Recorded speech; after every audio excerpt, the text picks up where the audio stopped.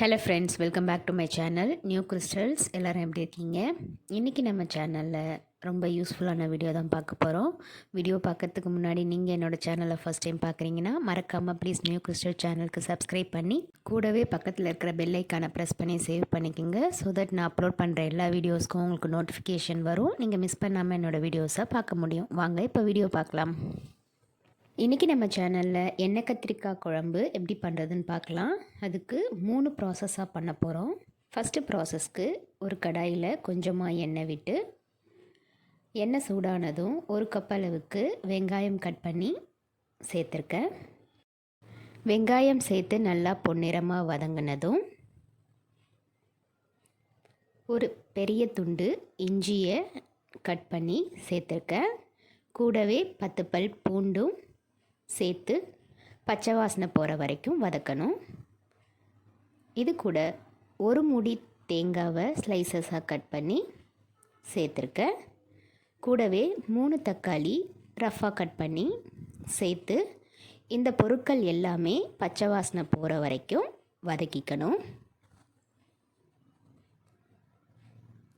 இது எல்லாம் நல்லா வதங்கினதும் ஒரு பிளேட்டில் ட்ரான்ஸ்ஃபர் பண்ணி ஆற வச்சுக்கலாம். அடுத்து இதே கடாயில் ஒரு கைப்பிடி அளவுக்கு தனியா,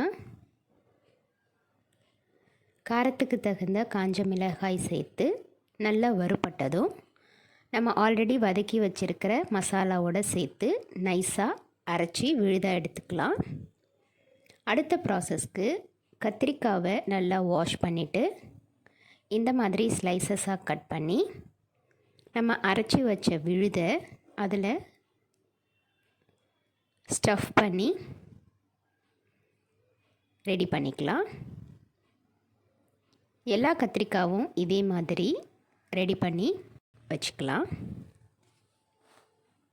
அடுத்து இந்த மசாலாவை தாளிக்கிறதுக்கு கடாயில் எண்ணெய் சேர்த்துருக்கேன். எண்ணெய் சூடானதும் 1 டீஸ்பூன் அளவுக்கு கடுகு, 1 டீஸ்பூன் வெந்தயம் சேர்த்து நல்லா வறுபட்டதும் நம்ம ஆல்ரெடி ரெடி பண்ணி வச்சுருக்க கத்திரிக்காவை சேர்த்து மூடி போட்டு ஒரு 5 மினிட்ஸ் லோ ஃப்ளேமில் குக் பண்ணலாம்.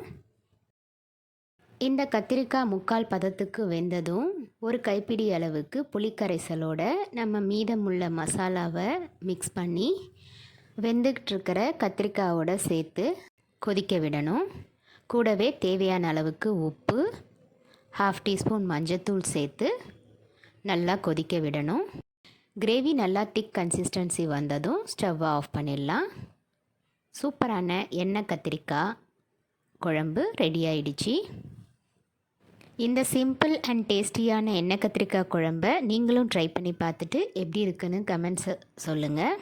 இந்த வீடியோ கண்டிப்பாக உங்களுக்கு யூஸ்ஃபுல்லாக இருந்திருக்கும். வீடியோ பிடிச்சிருந்தா ப்ளீஸ் லைக் பண்ணுங்கள், ஷேர் பண்ணுங்கள், மறக்காமல் நியூ கிறிஸ்டல் சேனலுக்கு சப்ஸ்கிரைப் பண்ணி எனக்கு சப்போர்ட் பண்ணுங்கள்.